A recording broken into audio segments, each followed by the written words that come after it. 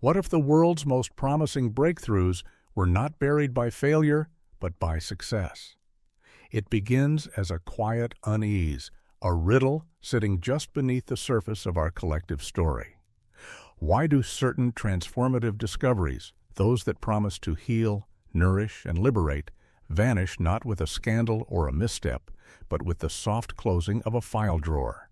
In every field, medicine, energy, construction, agriculture, transportation, there are moments where the future briefly flickered into the present, only to be gently extinguished. This is not the stuff of conspiracy theories, nor the murky realm of shadowy cabals. It is something simpler, something harder to accept: a pattern. In the early 20th century, viruses that kill bacteria, called phages, were used to cure deadly infections without side effects. The therapy was effective, elegant, and nearly forgotten. In the 1940s, Henry Ford built a car with body panels made of hemp plastic, stronger than steel, lighter, biodegradable. It disappeared. In the 1970s, villages across Africa and Asia fought malnutrition with a tree called Moringa. Children grew strong again. And then the programs faded away, not because they failed, but because they worked too well.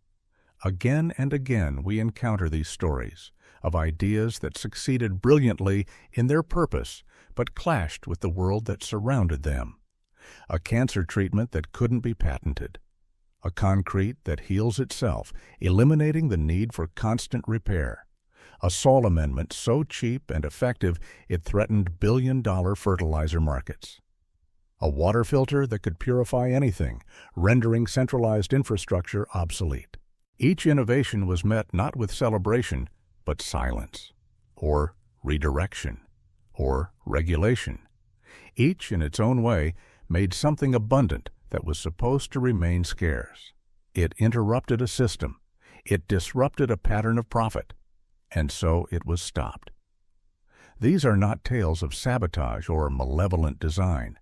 They are reflections of a deeper truth, that systems are built not only on what is possible, but on what is profitable. That many industries rely not on the solution of problems, but on their careful management. The right amount of hunger, the right level of decay, the acceptable dose of sickness. And yet, to understand these stories is not to lose hope. It is to reclaim imagination. Each of these forgotten paths is still there, waiting. Technologies proven, methods tested, wisdom remembered. Some have already begun to resurface, quietly revived by new generations who ask, why not? In this documentary, we will walk the hidden corridors of innovation. 10 experiments that worked and were silenced. From healing therapies to energy systems, from revolutionary materials to nutritional miracles. Each chapter reveals not a failure of science, but a conflict with systems designed to reward inefficiency, dependency, and scarcity. And at the end, we will ask the question that lingers behind them all. What kind of world might we live in today if we had dared to let these successes grow? This is a story not about what was lost. It is about what remains possible. A story of things that worked too well, and the silence that followed. It started with a plague and a quiet triumph. In the 1920s and 1930s, in the shadow of war and shifting empires, doctors at a small institute in Tbilisi, Georgia, began using viruses to save lives. Not just any viruses, bacteriophages, or phages for short. Tiny organisms that prey exclusively on bacteria, injecting their genetic material and reproducing until the host cell bursts. These phages weren't new.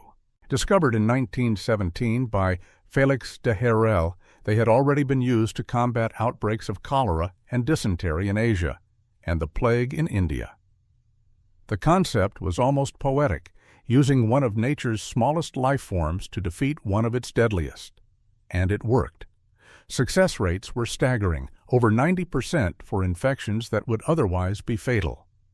The treatment was simple in principle: Identify the bacteria causing the infection. Find the phage that attacks it. Introduce it to the patient.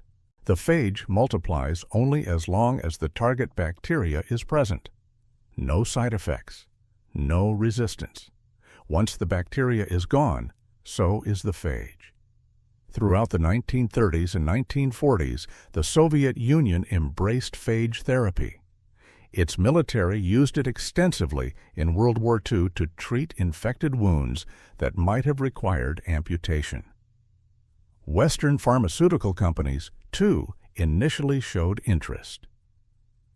Eli Lilly even produced phage preparations commercially. But something happened. A mold changed the world. Penicillin arrived, mass-producible, storable, effective against a broad spectrum of infections. Unlike phages, it didn't require precise identification. More importantly, penicillin could be patented, standardized, monetized. Phage therapy, by contrast, was stubbornly individualized. Each infection required its own analysis. The viruses couldn't be patented. They had to be alive. They didn't fit the emerging pharmaceutical model. By the 1950s, phage research had all but disappeared from Western science. Universities stopped teaching it. Funding dried up. The FDA required trials that no one wanted to pay for. The therapy was abandoned, not because it failed, but because it didn't fit. In the East, it lived on. The Eliava Institute in Georgia continued treating thousands of patients with success. But in the West, the therapy was dismissed as unreliable, Soviet, outmoded. Then came the antibiotic resistance crisis. By the 1990s, bacteria were evolving faster than our drugs. Superbugs emerged, immune to all known antibiotics. Western researchers, scrambling for answers, rediscovered the old phage papers. They tested them. They worked. Trials in Belgium, Poland, and the U.S. confirmed what had been known for decades. Phages could do what antibiotics could not, but the barriers remained. Regulations weren't designed for living medicine. Clinical trials would cost hundreds of millions, with no patent in sight, no profit, no pipeline, no patent in Poland. Today, phage therapy is used only in rare, compassionate use cases, when all else fails. A century-old treatment, effective then and effective now, still sits on the margins of medicine, not because it didn't work, but because it worked too well and offered too little to sell. What does it say about progress, when a cure must also be a commodity? And how many cures have we left behind simply because they could not be owned? The hammer struck with a thud and bounced off. In 1941, Henry Ford stood beside a car not made of steel, but of hemp. The body panels, formed from a resin mix of hemp fiber and other plants, were stronger than steel and far lighter.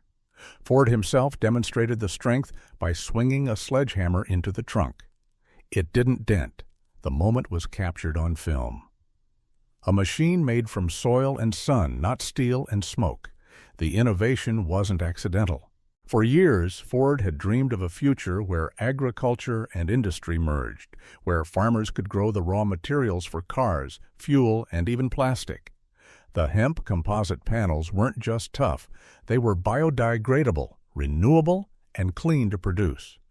They didn't rust, they resisted impact, and they weighed less, meaning better fuel efficiency. The implications were enormous.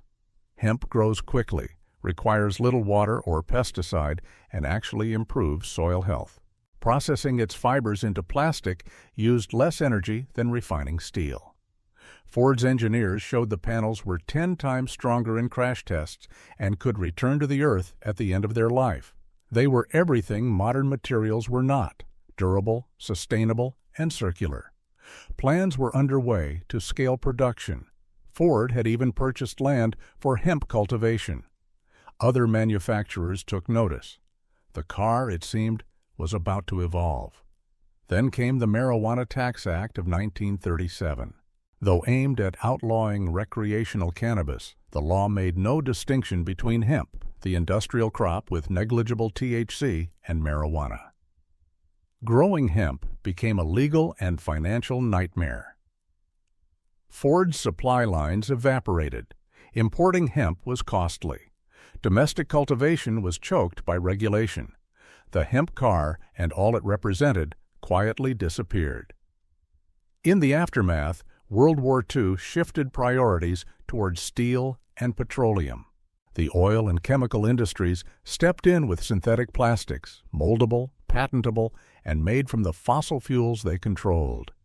These new plastics formed the backbone of a rapidly growing consumer economy. Cheap to make, easy to sell, built to break. Hemp plastic, by contrast, threatened this order. It was too strong, too sustainable. It didn't require oil wells, pipelines, or chemical refineries. It needed only seeds, soil, and time. And when its job was done, it left no trace. Today, hemp plastic is being rediscovered. Small companies in countries where hemp is legal are producing it again. The material's properties still outperform many petroleum-based alternatives. But without large-scale investment and with lingering legal barriers, it remains a niche product, more expensive, less accessible. And the vision Henry Ford held nearly a century ago, a car born from the land and returned to it, remains a haunting glimpse of a road not taken. Why do we so often abandon what is best for what is most profitable? And what would our world look like if our materials were designed not to outlive us, but to live with us? It grew where nothing else would, green against dry earth. In the villages of Niger in the 1980s, aid workers watched as children suffering from malnutrition transformed before their eyes. Their recovery wasn't due to expensive supplements or imported food. It came from the leaves of a humble tree growing just outside their homes, Moringa oleifera. Known locally as the miracle tree, Moringa had long been used in traditional medicine. But when researchers began analyzing its nutritional profile, the data was astonishing. Its leaves contained more vitamin C than oranges, more calcium than milk, more vitamin A than carrots, more potassium than bananas. It was rich in protein, iron, and antioxidants, nutritional gold in leaf form. Children who consumed moringa powder with their meals gained weight rapidly. Their energy returned. Their immune system strengthened. In regions where malnutrition had claimed generations, a quiet revolution began to take root, led not by outside intervention, but by a tree. But the miracle didn't end with food. Moringa seeds could purify dirty water. Crushed and stirred into a container, the seeds caused bacteria and sediments to clump and sink, leaving clean drinking water without the need for chemicals. The tree's uses seemed endless. Its oil was useful for lamps and machinery. Its wood burned cleanly. Its leaves fed livestock. It regenerated soil and required almost no irrigation. One tree could nourish a family. A grove could sustain a village. Aid organizations began distributing seeds and teaching cultivation methods. Villages that had once relied on foreign food aid became nutritionally self-sufficient within months. Rates of child mortality dropped. Health improved. Dependency decreased. Then the story changed. Major agricultural corporations saw a different kind of opportunity. Moringa not as a solution, but as a product. Dried leaves became a premium superfood in Western health stores, sold at high prices. Patents were filed, not on the tree, but on its extraction processes and packaging. Regulations followed. Some countries restricted seed imports, citing invasive species concerns. Others demanded expensive certifications for moringa products. At the same time, funding for moringa programs in developing regions quietly diminished. Aid organizations shifted to interventions that required ongoing logistics, fortified foods, commercial supplements, pharmaceutical solutions. Research grants dried up. Promotion stopped. The miracle tree was never disproven. It was simply sidestepped. Today, moringa thrives in gardens across Africa, Asia, and South America. Locals still use it, often passed down informally. But the global effort to scale it as a tool for ending malnutrition has largely vanished. Because a tree that feeds people freely doesn't create markets. A tree that cures hunger disrupts supply chains. A tree that offers independence challenges systems built on control. What happens when the most effective solutions are also the simplest?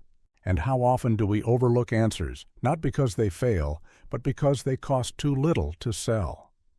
The crack was barely visible, a hairline fracture in concrete, but 3 weeks later it was gone.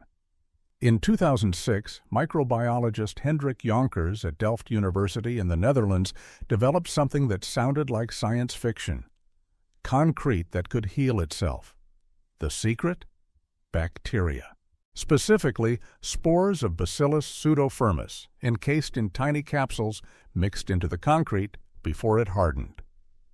When water seeped into a crack, normally the first step in a long process of decay, it awakened the dormant bacteria.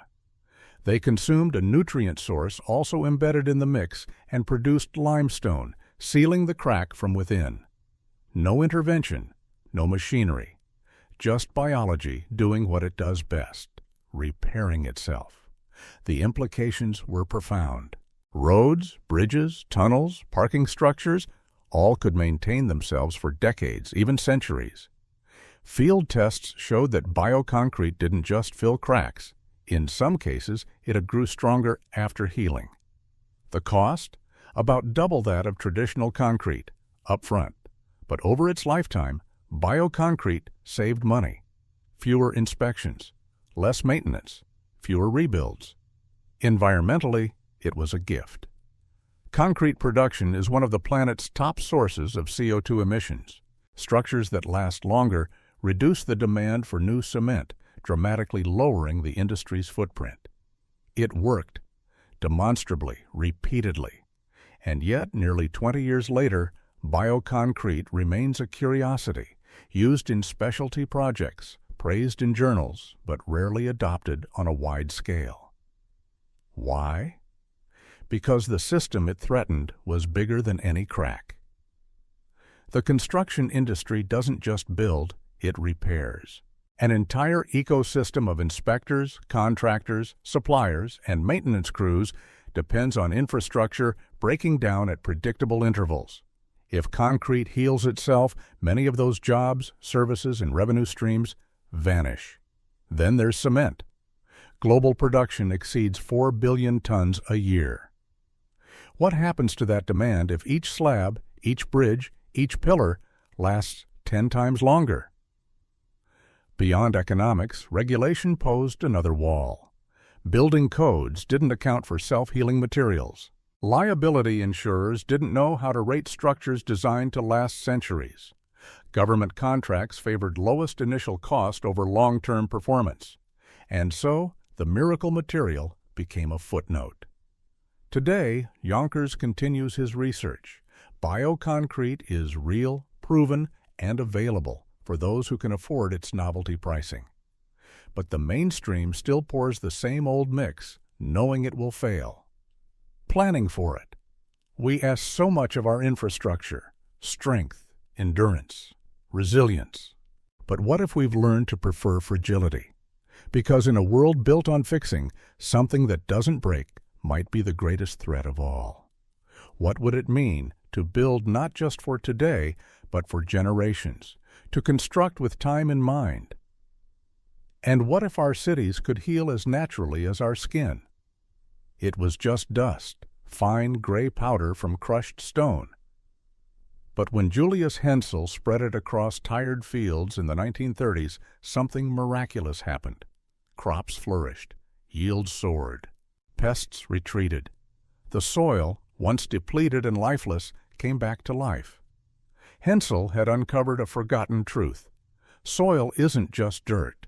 It's a complex system of minerals and microbes, a living foundation. Over time, industrial farming stripped it bare.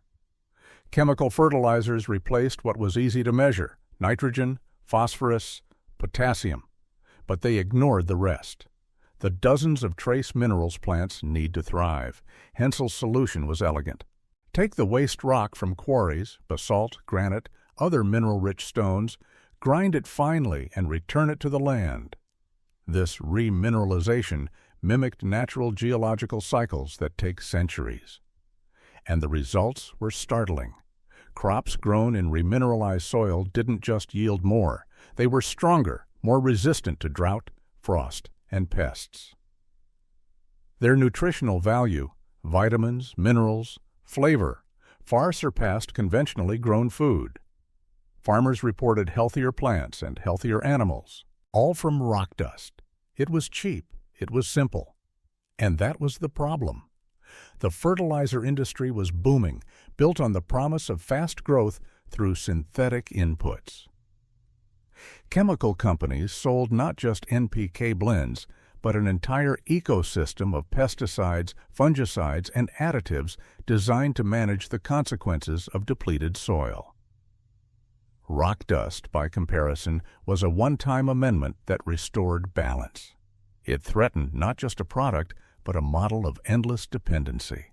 Universities, many funded by chemical interests, questioned Hensel's findings. Papers were published arguing that minerals in rock weren't bioavailable, that the improvements were anecdotal. Research funding dried up. Farmers were encouraged, financially and educationally, to follow the synthetic path. By mid-century, Hensel's work was mostly forgotten. Soil became something to manage, not nourish.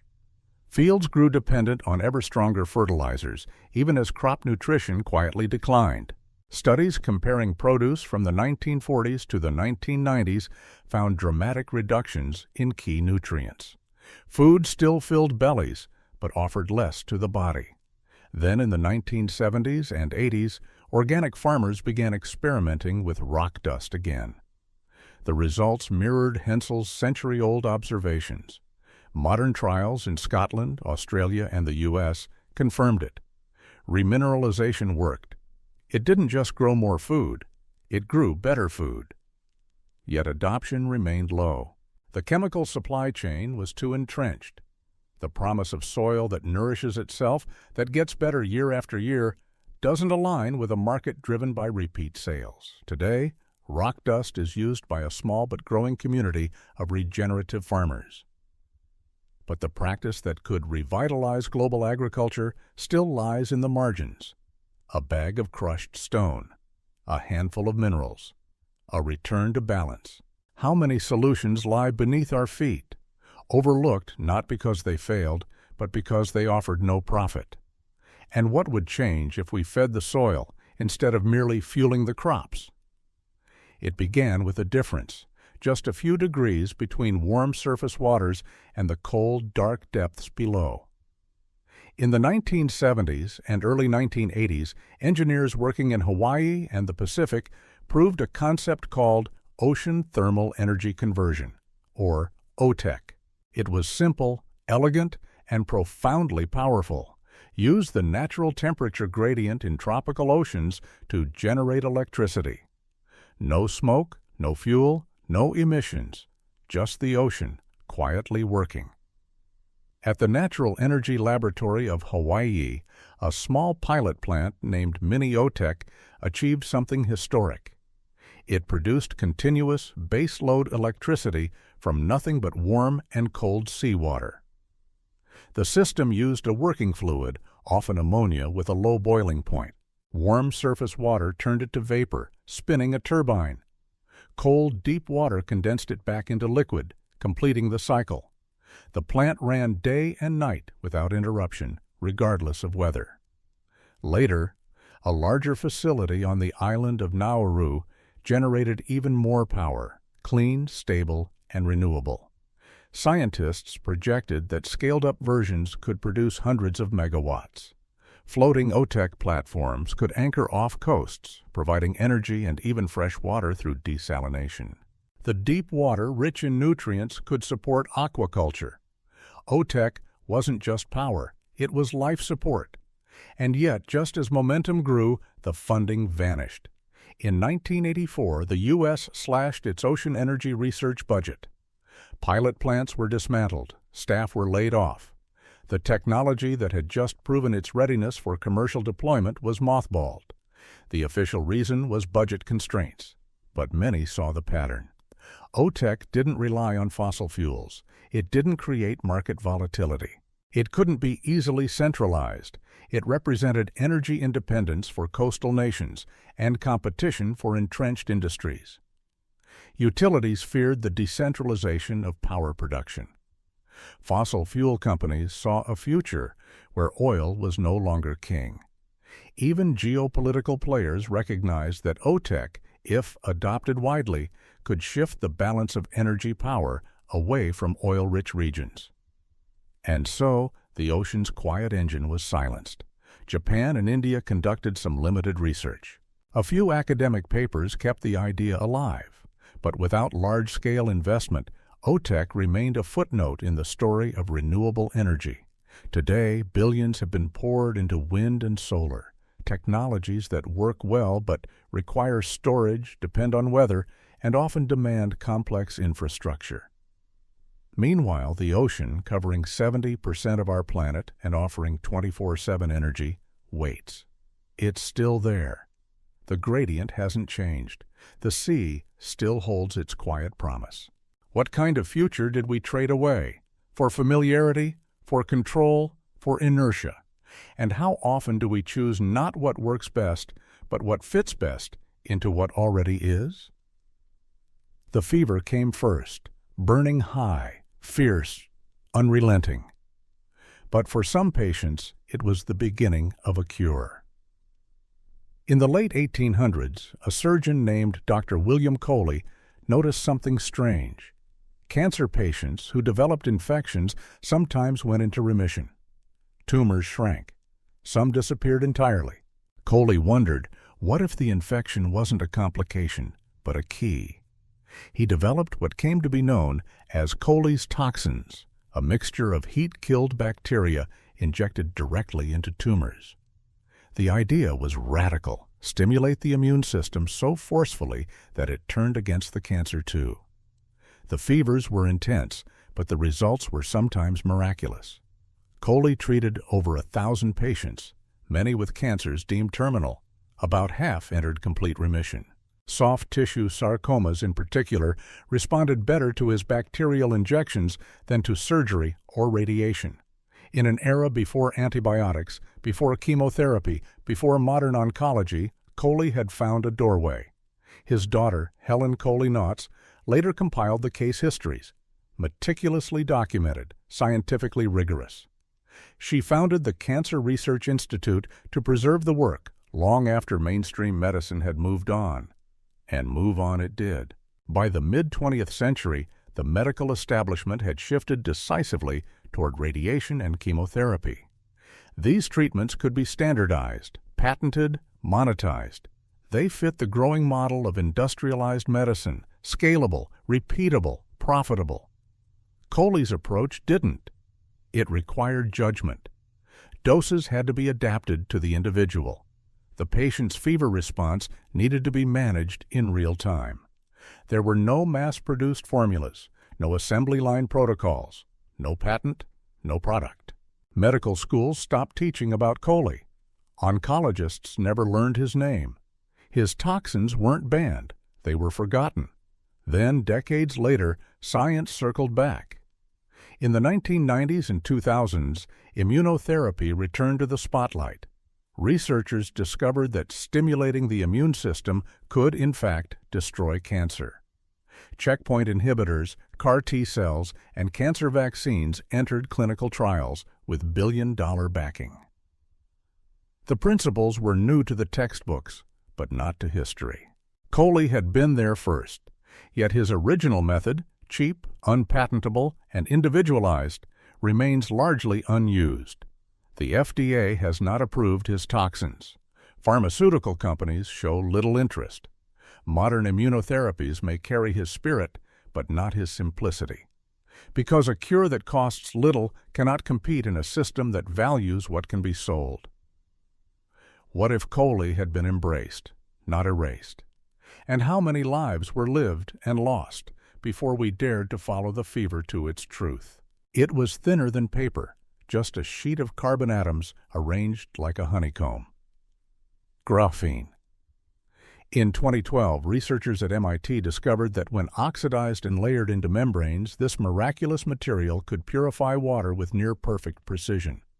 Seawater became fresh. Polluted runoff turned drinkable. Viruses, heavy metals, even dissolved salts, gone. The membrane was only 1 atom thick. Water passed through with astonishing speed. Contaminants didn't. It required minimal pressure, far less energy than traditional reverse osmosis. Clean water, everywhere, at a fraction of the cost. In a world where water scarcity drives conflict, migration, and disease, graphene filtration was revolutionary. Deserts could bloom. Rivers, once written off as toxic, could be reclaimed. Refugee camps, slums, and parched cities could all have access to abundant, safe water. The Gates Foundation funded development. Pilot projects launched. Academic papers flowed. The technology worked spectacularly, and then it didn't spread. Scaling up presented challenges. Producing flawless graphene membranes in large quantities was difficult. Some prototypes degraded over time, but these were solvable engineering problems, no worse than those faced by any new infrastructure technology. The real barriers lay elsewhere. Water is power.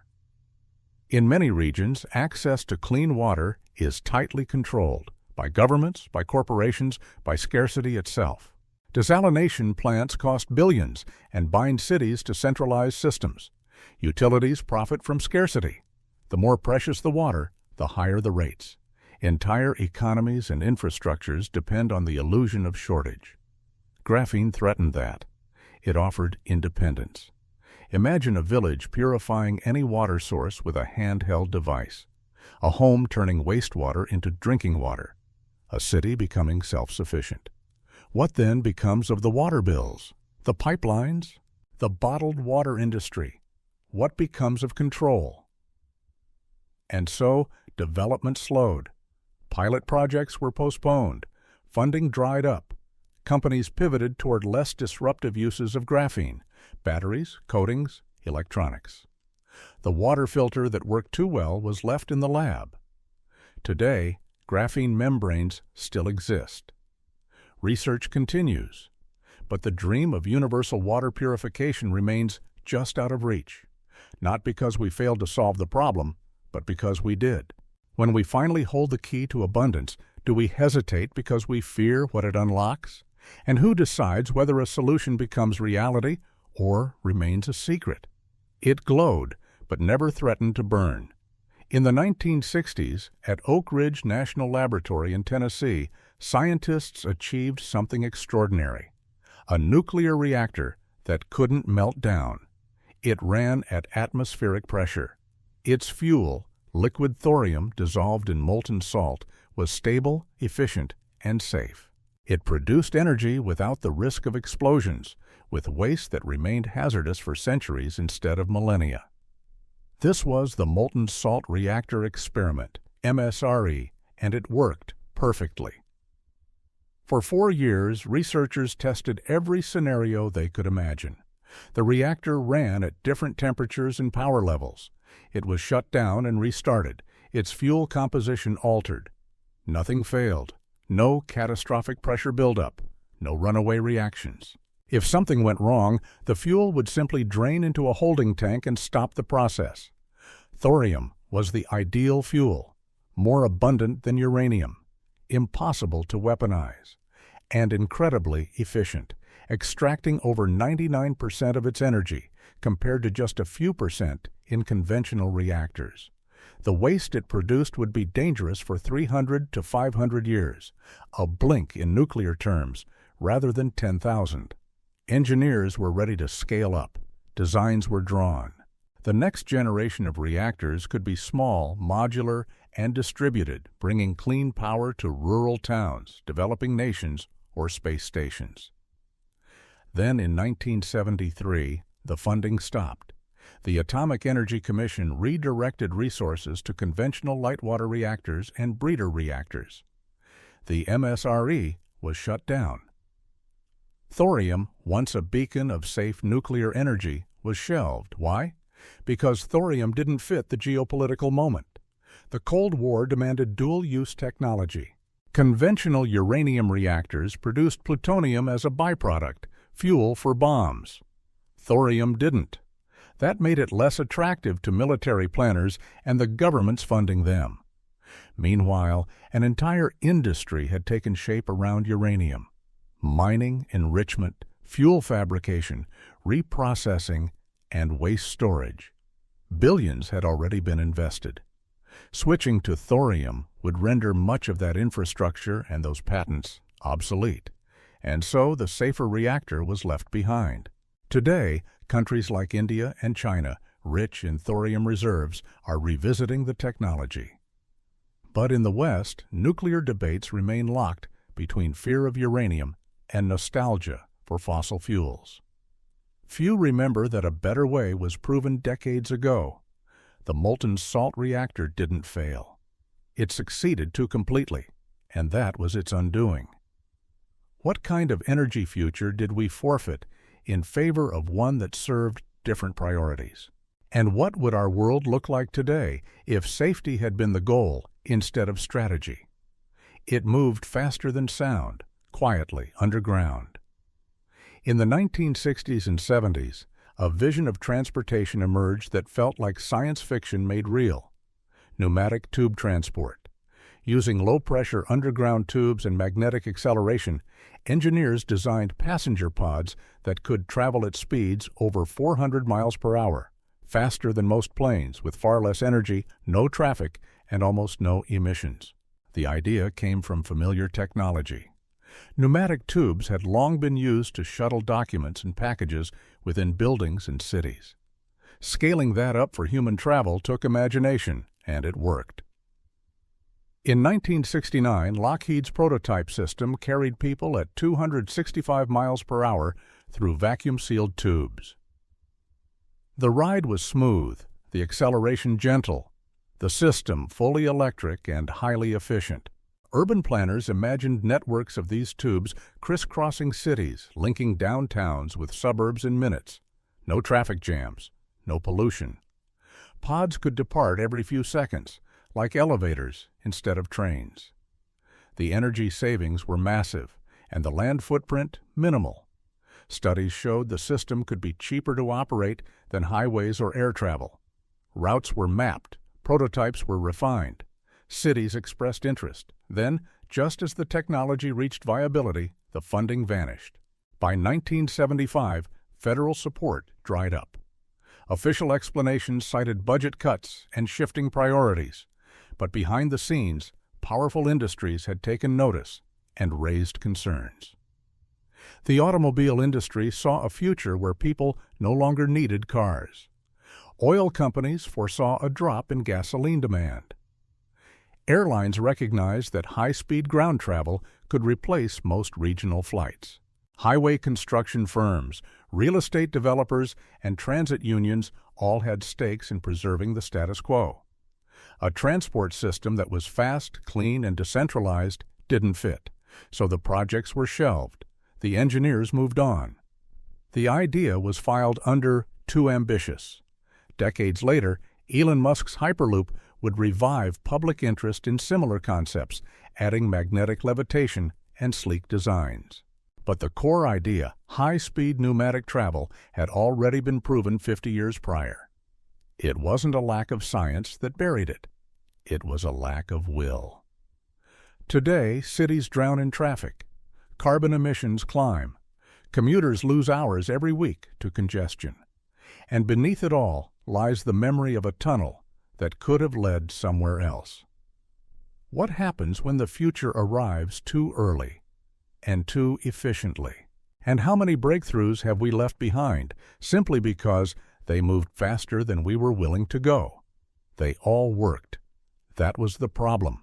Each of the 10 innovations we've explored, bacteria-eating viruses, hemp-based plastics, miracle trees, self-healing concrete, mineral-rich rock dust, ocean-powered electricity, immune-triggering cancer therapies, graphene water filters, meltdown-proof reactors, and vacuum-speed transit proved their worth in real-world tests.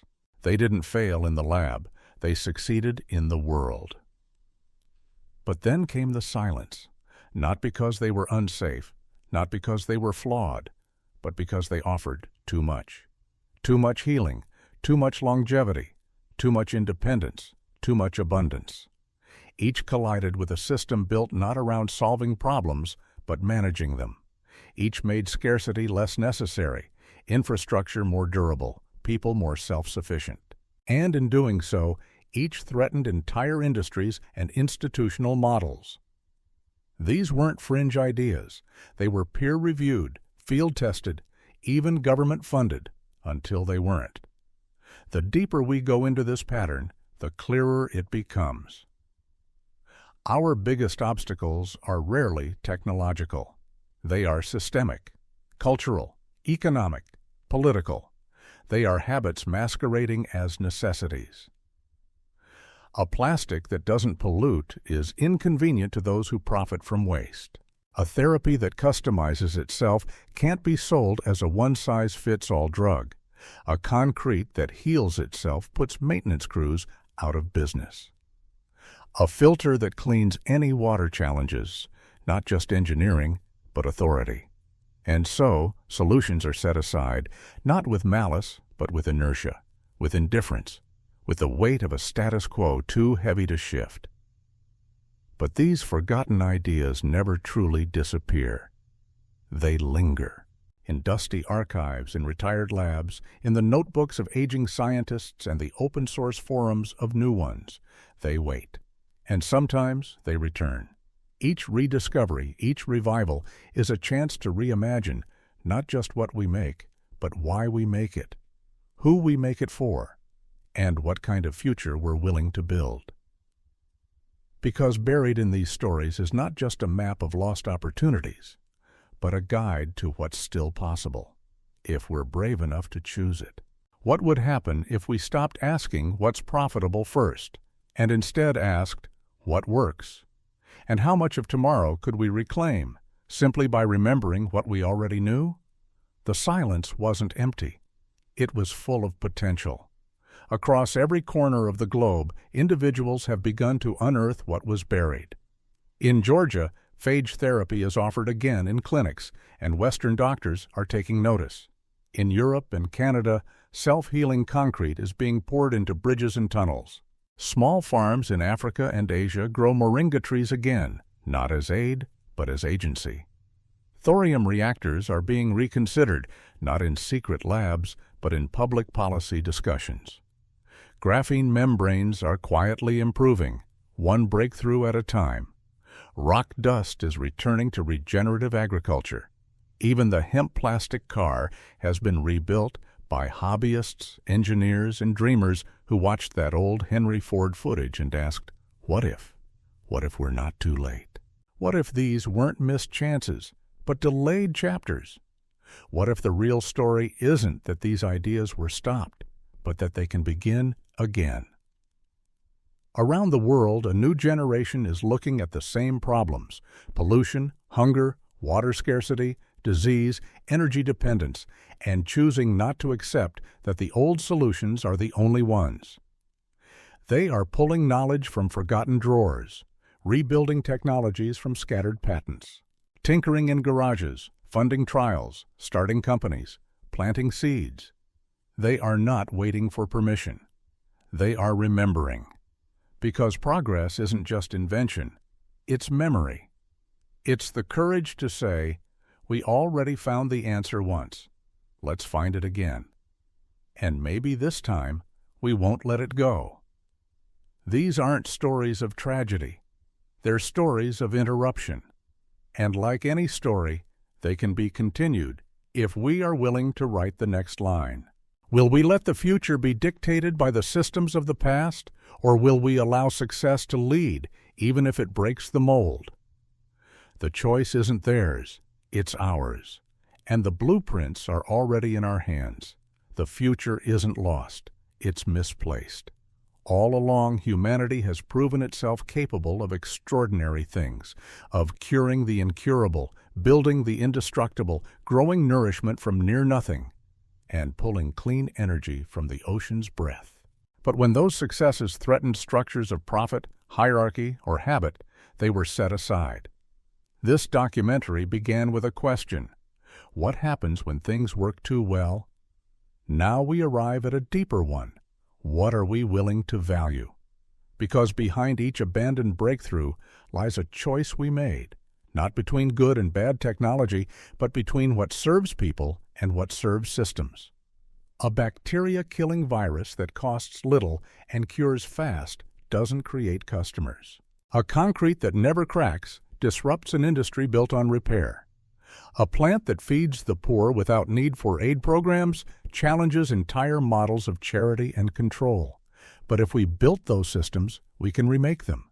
If we forgot those paths, we can return to them. What binds all these stories together is not failure, but hope interrupted. Not rejection, but redirection. We do not need to start from scratch. The wisdom is still with us, in textbooks, in memories, in soil and seed and code. The experiments weren't erased, they were paused, and that means they can begin again. The question is not whether we are smart enough to solve our greatest challenges. We've proven that we are. The question is whether we are brave enough to let those solutions grow, even if they change everything, even if they work too well. Because a better world isn't waiting to be invented. It's waiting to be remembered. And this time, we get to choose what we do with the knowledge we already hold. The blueprint is clear. The silence has spoken. Now we listen, and we begin again.